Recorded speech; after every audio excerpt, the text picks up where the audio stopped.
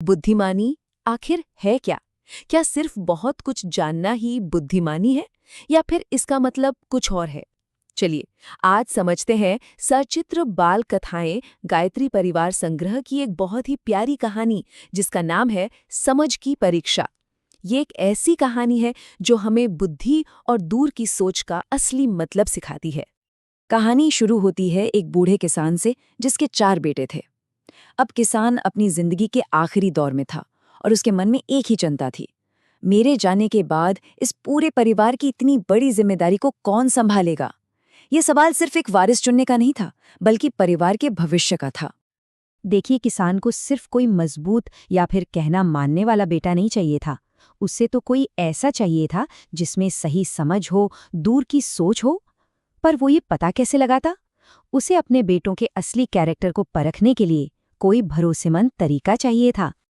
तो यहीं से किसान ने एक बहुत ही सरल लेकिन कमाल की परीक्षा तैयार की। उसने कोई बड़ा मुश्किल काम नहीं दिया, बल्कि एक बहुत ही मामूली सी चीज चुनी, धान। वो बस ये देखना चाहता था कि कौन सा बेटा एक छोटी सी चीज में छिपे हुए बड़े मौके को पहचान पाता है। तो किसान ने अपने चारों बेटों को अपने पास बुलाया और हर एक के हाथ में बस एक मुट्ठी धान रख दिया। और सबसे मजेदार बात पता है क्या थी? उसने ये नहीं बताया कि उन्हें इसका करना क्या है। उसने बस इतना कहा, इसका जो तुम्हारी मर्जी हो वो करो। इस एक लाइन ने पूरी आजादी और जिम्मेदारी दोनों बेटों के हवाले कर दी। तो अब देखते हैं कि इस आजादी का उन चारों ने कैसे इस्तेमाल किया। हर बेटे का जो फैसला था ना, वो उसकी पूरी सोच, उसका पूरा कैरेक्टर बताता है। और यहीं से कहानी का असली सबक शुरू होता है। तो जो पहला बेटा था, उसने उस मुट्ठी भर धान को देखा और सोचा, अरे ये भी कोई देने की चीज है। उसने एक पल भी नहीं लगाया और सारे दाने चिड़ियों को खिला दिए। इससे पता चलता है कि वो कितना जल्दबाज था और उसे किसी चीज में छिपा हुआ पोटेंशियल देखने की आदत ही नहीं थी। दूसरा बेटा कह सकते हैं कि थोड़ा प्रैक्टिकल था, लेकिन उसकी सोच भी बहुत आगे की नहीं थी। उसने भविष्य का नहीं सोचा, बस उस पल की अपनी भूख देखी और उन दानों को उबालकर खा लिया। मतलब उसका फोकस बस अभी पर था, फौरन अपनी भूख मिटाने पर। अब आया तीसरा बेटा। वो ज्यादा सावधान और आज्ञाकारी था। उसने सोचा कि भाई पिताजी ने दिया है तो इसे संभाल कर रखना ही सबसे सही है।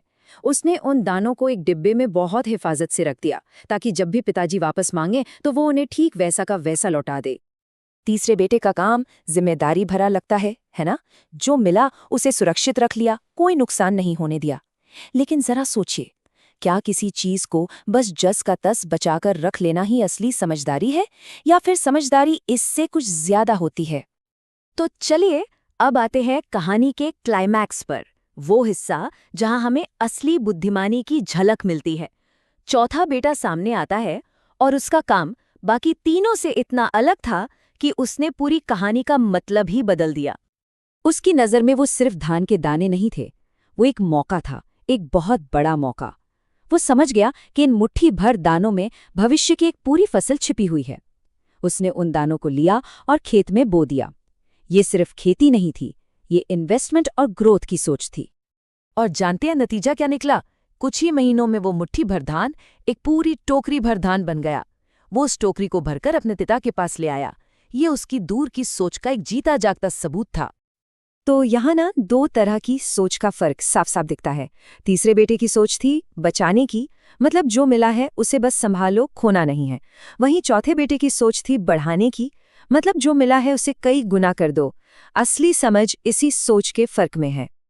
तो इस कहानी से सच्ची समझ का मतलब क्या निकलता है? इसका मतलब है आपके पास जो भी संसाधन है उसमें छुपी हुई ताकत को पहचानना और उसे सिर्फ बचाने के बजाय भविष्य के लिए उसकी वैल्यू को और बढ़ाना। यही तो दूर की सोच और असली जिम्मेदारी है। और जब पिता ने ये सब देखा तो उन्हें कोई शक नहीं रहा कि सबसे समझदार कौन है। उन्होंने अपना फैसला सुनाया, परिवार का भार उसी को दिया जा सकता है जो चीजों को बढ़ाना जानता हो, न कि सिर्फ उन्हें संभाल कर रखना।